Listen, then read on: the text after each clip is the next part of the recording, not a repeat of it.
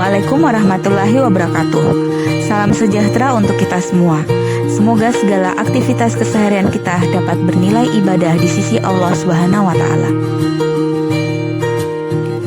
Perkenalkan, nama saya Andi Musfira, NDH 38. Saya salah satu anggota Latsar Angkatan 5 Kelompok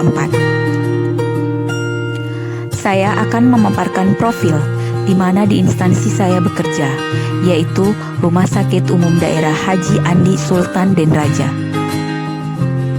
Rumah Sakit Umum Bulukumba didirikan pertama kali pada tahun 1969 yang terletak di Jalan Dr. Sutomo nomor 1 Bulukumba, bergabung dengan Kantor Dinas Kesehatan Kabupaten Bulukumba. Sesuai dengan tuntutan perkembangan kebutuhan rumah sakit umum, kemudian dibangunlah rumah sakit umum baru yang berlokasi di Jalan Serikaya nomor 17 di wilayah Kecamatan Ujung Bulu, Kabupaten Bulukumba, di atas lahan seluas 5 hektar dengan luas bangunan 15.000 meter persegi. Pada tanggal 18 Maret 1987, seluruh pelayanan rawat inap dan rawat jalan dipindahkan di lokasi rumah sakit umum baru dan diresmikan oleh Menteri Kesehatan Republik Indonesia yang saat itu menjabat oleh Bapak Suardjo Soedjaningrat dengan status rumah sakit tipe D.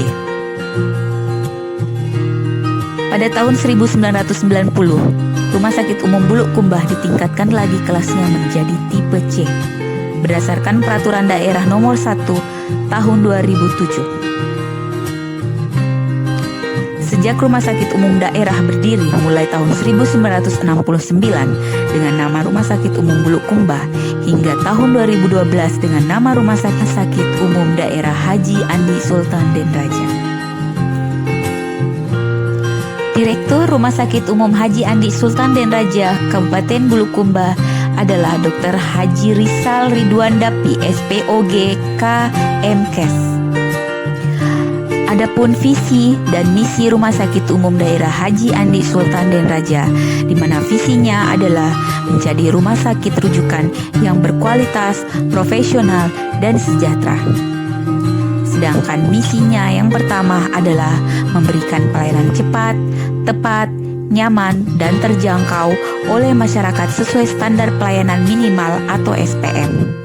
Yang kedua adalah melayani sesuai dengan standar pelayanan yang dilandasi etika profesi.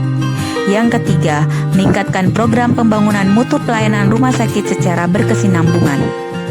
Yang keempat, meningkatkan kualitas SDM rumah sakit melalui pendidikan dan pelatihan. Yang kelima, mengembangkan sistem informasi berbasis IT. Dan yang keenam adalah mewujudkan kesejahteraan karyawan lebih baik, di mana motonya Rumah Sakit Umum Haji Andi Sultan Den Raja adalah kepuasan Anda, tujuan kami. Adapun tujuan instansi di Rumah Sakit Umum Haji Andi Sultan Den Raja yaitu sebagai arah penetapan strategi dan kebijakan pembangunan rumah sakit umum daerah selama 5 tahun ke depan. Yang kedua, sebagai pedoman dalam penyusunan rencana kerja tahunan atau rencana kerja bisnis anggaran melalui program dan kegiatan yang ditetapkan. Dan yang terakhir, yang ketiga adalah sebagai tolak ukur dalam penilaian kinerja Rumah Sakit Umum Daerah Haji Andi Sultan Den Raja. Pelayanan yang ada di Rumah Sakit Umum Haji Andi Sultan Den Raja terbagi atas dua, yaitu pelayanan rawat inap dan pelayanan rawat jalan.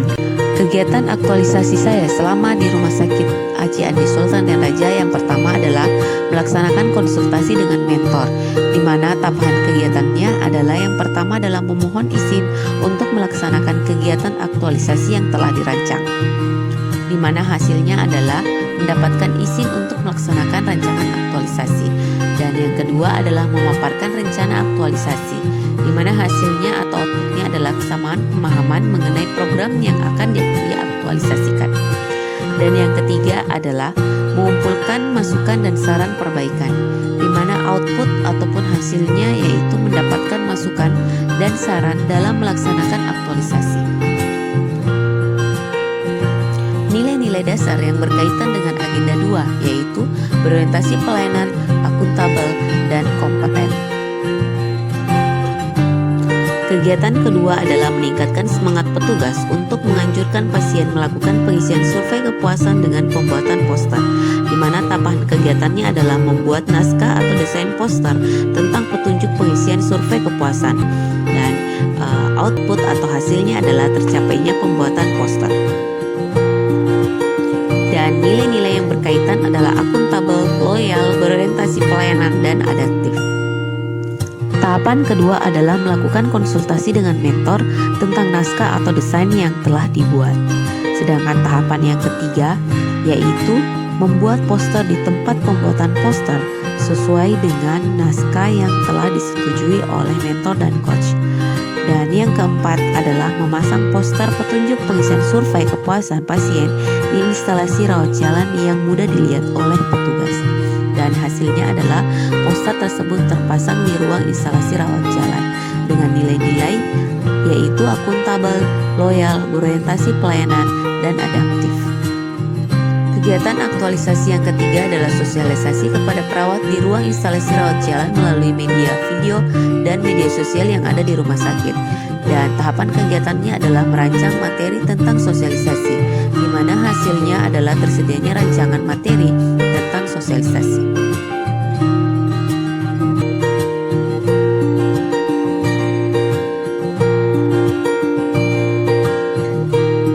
Yang kedua adalah membuat video sosialisasi, dengan hasil adalah adanya video sosialisasi. Tahapan kegiatan ketiga adalah melakukan sosialisasi bagaimana pentingnya survei kepuasan dengan menggunakan link, lalu mengirimkan video tersebut melalui grup WhatsApp dan media sosial yang ada di rumah sakit. Kegiatan aktualisasi keempat yaitu melakukan evaluasi dan menyusun laporan hasil evaluasi, di mana tahapan kegiatannya adalah melakukan evaluasi langsung ke petugas. Dan yang kedua adalah melaporkan evaluasi hasil kepada mentor dan coach. Hasilnya adalah tersampainya pelaporan yang terbukti dengan dokumentasi. Selanjutnya yang ketiga adalah menyusun laporan hasil evaluasi, di mana hasilnya adalah tersedianya pelaporan hasil evaluasi.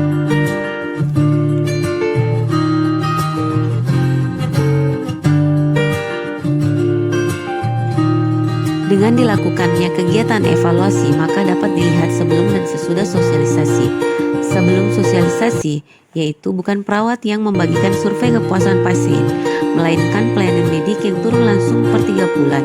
Dan setelah sosialisasi, maka petugas atau perawat rawat jalan sudah aktif untuk menganjurkan pasien untuk mengisi survei kepuasan.